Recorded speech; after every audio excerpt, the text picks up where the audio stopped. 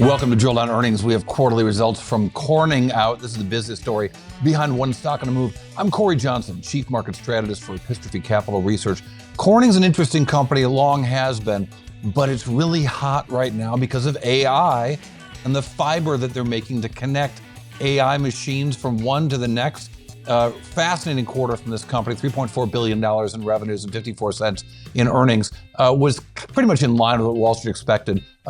Revenues may be a little bit light, so we'll call it a miss, I guess, but who cares what Wall Street wanted? We want to understand the business here. So for the overall business, revenues are flat on a year-over-year basis, which is better than they had been because they've been seeing declines for quite a while. The company's been talking about a strategic growth plan for a while now, and it's really starting to come to fruition. You're seeing it within these results when you dig in a little bit.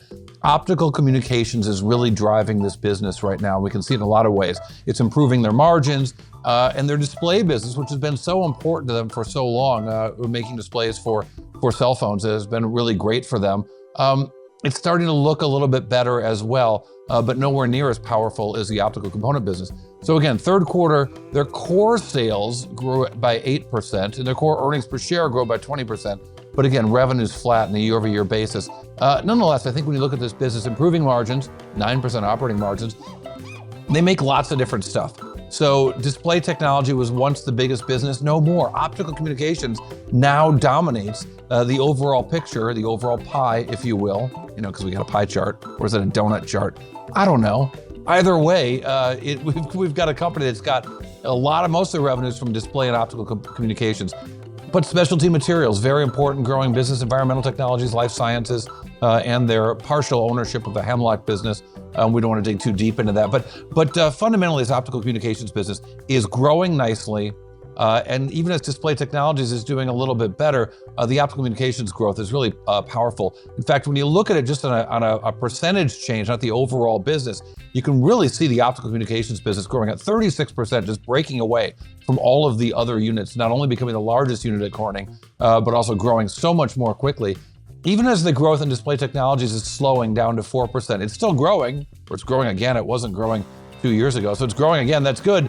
Not great, but again, that optical communications acceleration at 36%, super powerful for this company. And it's two things. So the carriers, Verizon and AT&T, expanding what they're doing on the telecommunications front, as well as just thinking about AI and moving massive AI data loads across fiber, we see fiber utilization increasing. So the companies like AT&T and Verizon, don't forget Lumen, where they've got a big a partnership, all connecting these massive AI data centers is a good business for Corning.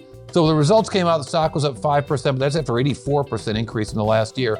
And again, this is it proves that what Wendell Weeks, the CEO, has been talking about for a long time, their springboard sales opportunity, where he thinks he's going to take this company that's doing under $4 billion to add a new $8 billion in incremental revenues over the course of 5 years. Well, now they're about a year into this plan, and it's working. You can see it showing up here. This sudden demand for more fiber. Here's what Wendell Weeks had to say on the call. One of the things you've seen with a lot of the announcements sort of has to do with Gen AI and interconnecting Gen AI-enabled data centers. That we are seeing really a different link have to get activated, and therefore using your terminology, fiber utilization on those links between Gen AI data centers, right, are relatively full. And that's what you saw with the Lumen announcement. We'll have to see how Gen AI develops and how they end up splitting the very large clusters, but that could develop into a very significant growth driver for us going forward.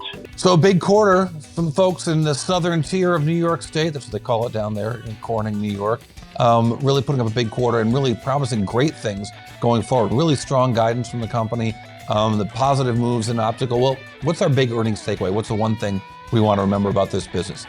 Well, Q3 earnings for Corning taught us one thing, that $3 billion in revenues is really nice, but expanding margins is even nicer. And they had a fantastic quarter, no matter how you cut it. Even if the revenues were flat on a year-over-year basis, The guidance was super strong because of why, and here's the one number that tells us a whole lot. Your drill down earnings bite, 36% growth in their optical business, better than even their display business, which once dominated this company. All right, thanks for checking out Drill Down Earnings. I'm Cory Johnson.